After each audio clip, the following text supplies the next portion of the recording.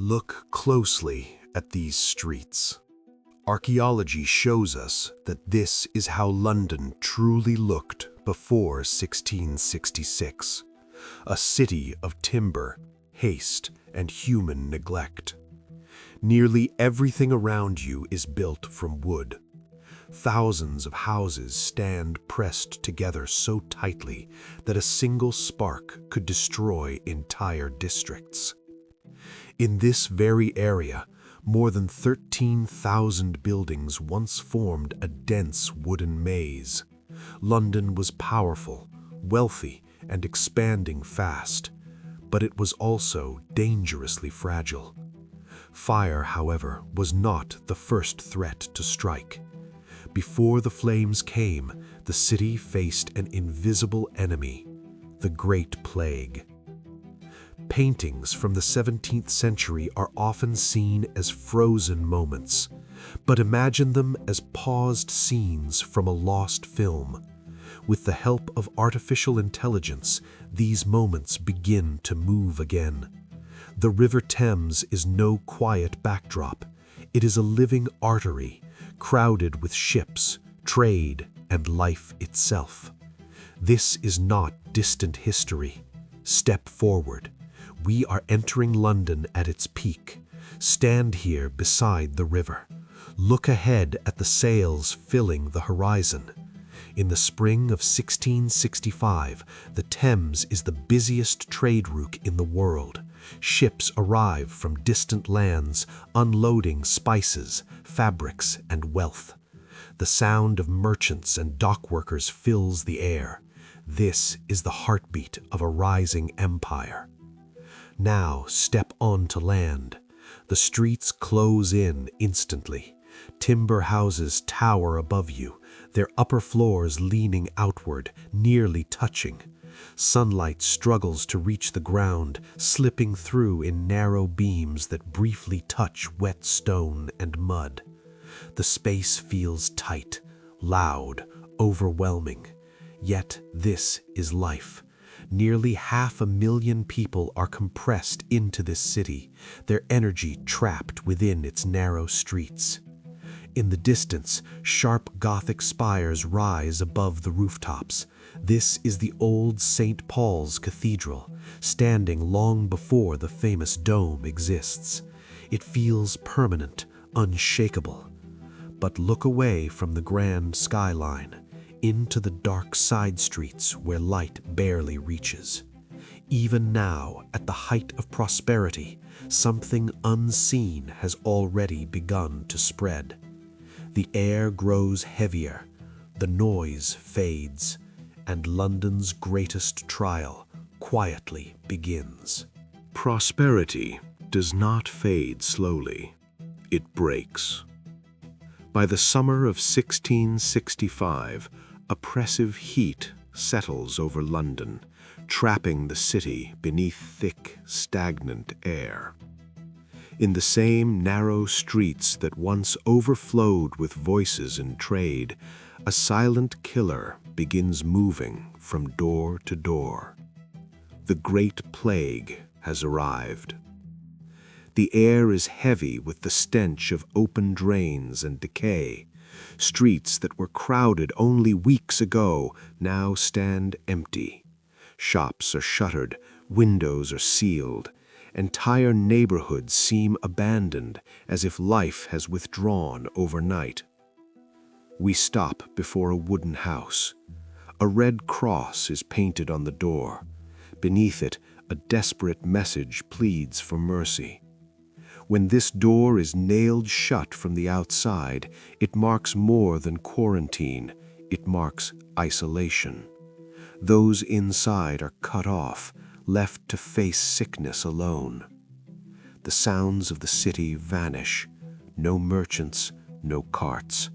Only the dull rhythm of guards patrolling the streets, and sometimes faint cries slipping through closed shutters. London, once confident and powerful, now shrinks under fear of something it cannot see. Through the mist appears a plague doctor. His long-beaked mask is filled with herbs meant to block poisoned air. To the people of the time, he looks less like a healer and more like a warning, a sign that death is close. Week by week, the numbers rise. Hundreds die, then thousands. Survival feels uncertain. Every breath carries risk. The Thames still flows, but ships no longer dock. Trade stops. London is no longer a living city. It becomes an open grave. And yet, this is not the end. As disease consumes what remains of daily life, another disaster quietly takes shape. In a small bakery on Pudding Lane, a single spark waits to be born. What comes next will not move in silence. It will arrive in fire. It begins quietly. Before dawn, a small flame escapes inside a bakery in Pudding Lane. In a city built almost entirely from dry timber, that single mistake is enough. The fire spreads fast. Months of drought have turned London into fuel. Wooden houses stand packed together, allowing flames to leap from roof to roof without resistance. Narrow streets that once felt lively now trap the blaze, guiding it deeper into the city. A fierce eastern wind pushes the fire forward. It grows taller, hotter, unstoppable. Entire neighborhoods collapse as the flames advance. Look toward the skyline. St. Paul's Cathedral stands at the center of the inferno. The heat becomes unbearable. Lead on the roof melts and pours down into the streets, turning them into rivers of fire. People flee toward the Thames, loading their remaining possessions onto boats. Behind them, centuries of homes, libraries, and records vanish in smoke and ash. In less than 4 days, the old city is destroyed. Yet the fire does more than destroy.